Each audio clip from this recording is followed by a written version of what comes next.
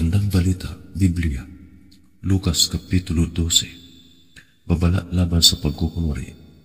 Samantala, dumaragsa ang libu-libong tao, at sa sobrang dami ay nagkakatapakan na sila. Sinabi ni Jesus sa kanyang mga alagad, "Mag-ingat kayo sa pampaalsang ginagamit ng mga Pariseo. Ang tinutukoy ko ay ang kanilang pagkukunwari. Walang natatago na di malalantad, at walang nalilihim na di mabubunyag. Ang sinabi ninyo sa dilim ay maririnig sa liwanag, at ang binubulong ninyo sa loob ng silid ay ipagsisigawan sa lansangan." Ang dapat katakutan. Sinasabi ko sa inyo, mga kaibigan, huwag kayong matakot sa mga taong pumapatay ng katawan at wala nang kayang gawin higit pa rito. Sasabihin ko sa inyo kung sino ang dapat ninyong katakutan. Katakutan ninyo siya na pagkatapos pumatay ay may kapangyarihan ding magtapon sa impyerno. Sinasabi ko sa inyo, ang Diyos ang dapat ninyong katakutan. Hindi ba't ipinagbibili ang 5 maya sa halaga lamang ng 2 salaping tanso? Gayunman, kahit isa sa kanila ay hindi kinakalimutan ng Diyos, maging ang buhok ninyo ay bilang niyang lahat. Kaya't huwag kayong matakot, higit kayong mahalaga kaysa maraming maya. Pagkilala kay Kristo. Sinasabi ko rin sa inyo, ang sino mang kumilala sa akin sa harapan ng mga tao ay kikilalanin din naman ng anak ng tao sa harapan ng mga anghel ng Diyos. Ngunit ang magkaila sa akin sa harap ng mga tao ay ikakaila ko rin naman sa harap ng mga anghel ng Diyos. Ang sino mang magsalita laban sa anak ng tao ay patatawarin. Ngunit ang sino mang lumapastangan sa Espiritu Santo ay hindi patatawarin. Kapag kayo dinala nila sa sinagoga o sa harap ng mga pinuno at ng mga may kapangyarihan upang litisin, huwag kayong mabahala kung paano ninyo ipagtatanggol ang inyong sarili o kung ano ang inyong sasabihin. Sapagkat sa oras na iyon, ang Espiritu Santo ang magtuturo sa inyo kung ano ang dapat ninyong sabihin. Maling pag-iipon ng kayamanan. Sinabi kay Jesus ng isa sa mga naroroon, "Guro, iutos nga po ninyo sa kapatid ko na paghatian namin ang aming mana." Sumagot siya, "Sino ang naglagay sa akin bilang hukom o tagapaghati ng mana ninyo?" At sinabi niya sa kanilang lahat, "Mag-ingat kayo sa lahat ng uri ng kasakiman, sapagkat ang buhay ng tao ay wala sa dami ng kanyang kayamanan." Pagkatapos, isinalaysay ni Jesus ang isang talinghaga. Isang mayaman ang umani ng sagana sa kanyang bukirin. Kaya't nasabi niya sa sarili, "Ano ang gagawin ko ngayon? Wala na akong paglagyan ng aking mga ani.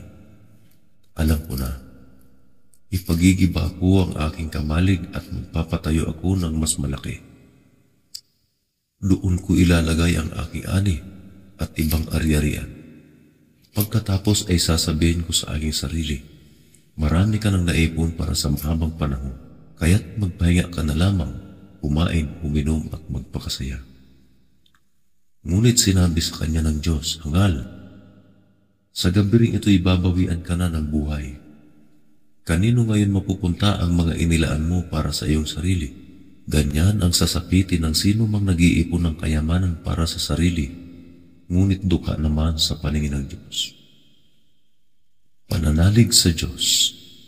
Sinabi pa ni Jesus sa kanyang mga alagad, "Kaya't sinasabi ko sa inyo, huwag kayong mabalisa tungkol sa inyong buhay, sa inyong kakainin, o tungkol sa damit na kailangan ng inyong katawan, sapagkat ang buhay ay higit pa kaysa pagkain at ang katawan kaysa damit. Tingnan ninyo ang mga uwak. Hindi sila nagtatanim ni umaani man. Wala rin silang imbakan o kamalig. Ngunit pinapakain sila ng Diyos. Higit kayong mahalaga kaysa mga ibon. Sino sa inyo ang makakapagdagdag sa kanyang buhay ng kahit isang oras dahil sa pagkabalisa? Kung hindi ninyo magawa ang ganoong kaliit na bagay, bakit kayo mababalisa tungkol sa ibang mga bagay? Tingnan ninyo ang mga bulaklak sa parang paano sila lumalago. Hindi sila nagtatrabaho, hindi humahabi man. Ngunit sinasabi ko sa inyo, Kahit si Solomon sa kanyang karangyaan ay hindi nakapagdamit ng singganda ng isa sa mga bulaklak na ito. Kung dinadamitan ng Diyos ang mga damo sa parang na buhay ngayon at kinabukas ay iginagatong sa kalan, kayo pa kaya? Kay liit ng inyong pananampalataya. Kaya't huwag kayong labis na mag-isip kung saan kayo kuha ng kakainin at iinumin. Huwag na kayong mangamba. Ang mga bagay na ito ang pinagkakaabalahan ng mga taong di nananalig sa Diyos. Alam ng inyong Ama na kailangan ninyo ang lahat ng iyan, subalit bigyang halaga ninyo ng higit sa lahat ang kaharian ng Diyos at ibibigay niya sa inyo ang mga bagay na ito. Ang kayamanang hindi mawawala.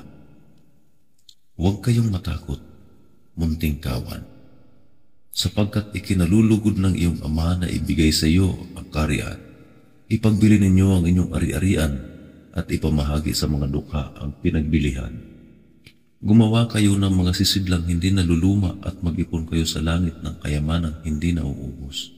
Dooy walang magnanakaw na pumapasok at insektong sumisira. Sapagkat kung nasa ng inyong kayamanan ay naroon din ang inyong puso. Ang aliping laging handa. Maging handa kayong lagi at panatilihing maliwanag ang inyong mga ilawan. Tumulad kayo sa mga aliping naghihintay sa pag-uwi ng kanilang Panginoon buhat sa kasalan, upang kung ito'y dumating at kumatok, ay mabubuksan nila agad ang pinto. Pinagpala ang mga aliping aabutang nagbabantay pagdating ng kanilang Panginoon. Tandaan ninyo, magbibihis siya at pauupuin sila. Ipaghahanda sila ng pagkain at pagsisilbihan. Pinagpala sila kung maratnan silang handa pagdating ng Panginoon, maging sa hating gabi o sa madaling araw. Sinasabi ko sa inyo, kung alam lamang ng may-ari ng bahay kung anong oras darating ang magnanakaw, hindi niya pambabayaang makapasok ito. Kayo man ay dapat humanda sapagkat darating ang anak ng tao sa oras na hindi ninyo inaasahan. Ang tapat at di tapat na alipin. Nagtanong si Pedro, Panginoon, sinasabi po ba ninyo ang talinghagang ito para sa amin o para sa lahat? Sumagot ang Panginoon, sino nga ba ang tapat at matalinong katiwala? Sino ang katiwalang pamamahalain ng kanyang Panginoon sa kanyang sambahayan upang magbigay sa ibang mga alipin ang kanilang pagkain sa takdang oras? Pinagpala ang aliping madarat ng gumaganap ng tungkulin sa pag-uwi ng kanyang Panginoon. Sinasabi ko sa inyo, pamamahalain siya ng kanyang Panginoon sa lahat ng ari-arian ito. Ngunit kung sasabihin ng aliping iyon sa kanyang sarili, matatagalan pa ang pag-uwi ng aking Panginoon, bubugbugin niya ang mga kapwa niya aliping lalaki at babae at siya ay kakain, iinom at malalasing. Darating ang kanyang Panginoon sa araw na hindi niya inaasahan at sa oras na hindi niya alam. Buong lupit siyang paparusahan ng kanyang Panginoon at isasama sa mga suwail. Ang aliping nakakaalam ng kalooban ng kanyang Panginoon ngunit nagpapabaya o ayaw tumupad sa ipinapagawa nito ay parurusahan ng mabigat. Ngunit ang aliping hindi nakakaalam ng kalooban ng kanyang Panginoon, magkulang man siya sa kanyang tungkulin, ay paparusahan lamang ng magaan. Ang binigyan ng maraming bagay ay hahanapan ng marami, at ang pinagkatiwalaan ng lalong maraming bagay ay pananagutin ng lalong marami. Pagkabahabahagi ng sambahayan. Naparito ako upang magdala ng apoy sa lupa at sana'y nagliliyab na ito.